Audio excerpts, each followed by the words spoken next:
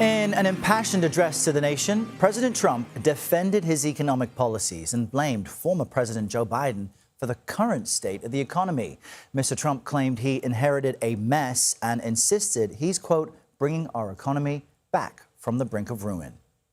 Wages are up, prices are down, our nation is strong, America is respected, and our country is back stronger than ever before.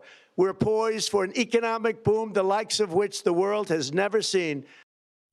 But what the president says does not align with how many voters feel. According to this fresh new CBS News polling, 63% of Americans rated the condition of the U.S. economy as bad. CBS News White House reporter Olivia Rinaldi joins us now from the White House with more on this. Olivia, good morning. President Trump really pushing back on criticism of the economy in his speech. Tell us more about how exactly. Well, good morning, Errol. It's good to be with you. The president was defiant last night in this primetime address to the nation, where he told them not to believe their eyes or their wallets, and instead saying that the economy is good, in fact, booming.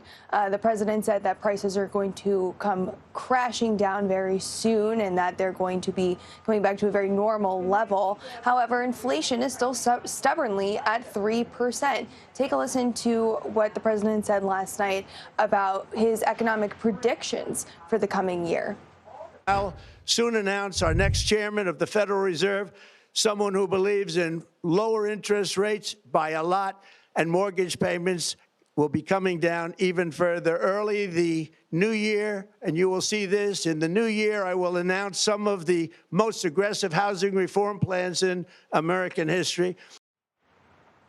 Now, the president also announced what's called a warrior dividend, which says he's going to give paychecks back to 1.5 million service members in the United States for about $1,700. But, Errol, there's still a lot of concern about the economy. This was a tight 19-minute speech that the president addressed to the nation to tell them that everything is going to be okay on that issue of affordability.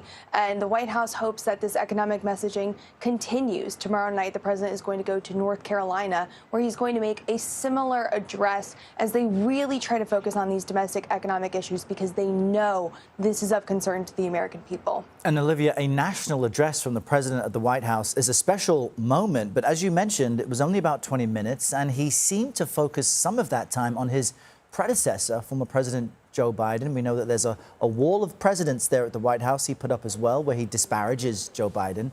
How does that help people?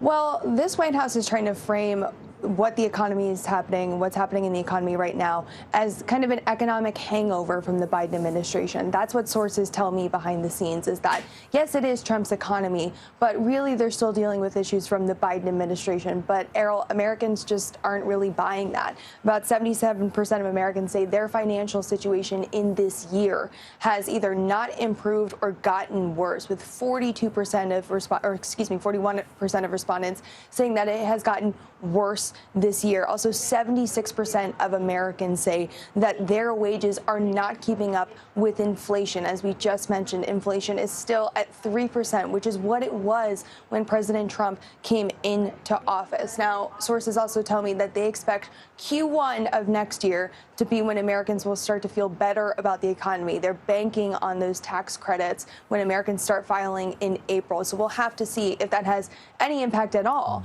on this economic messaging and how Americans actually feel about their wallets and the economy. That's right. All right, Olivia Rinaldi kicking off our hour at the White House. Olivia, thank you.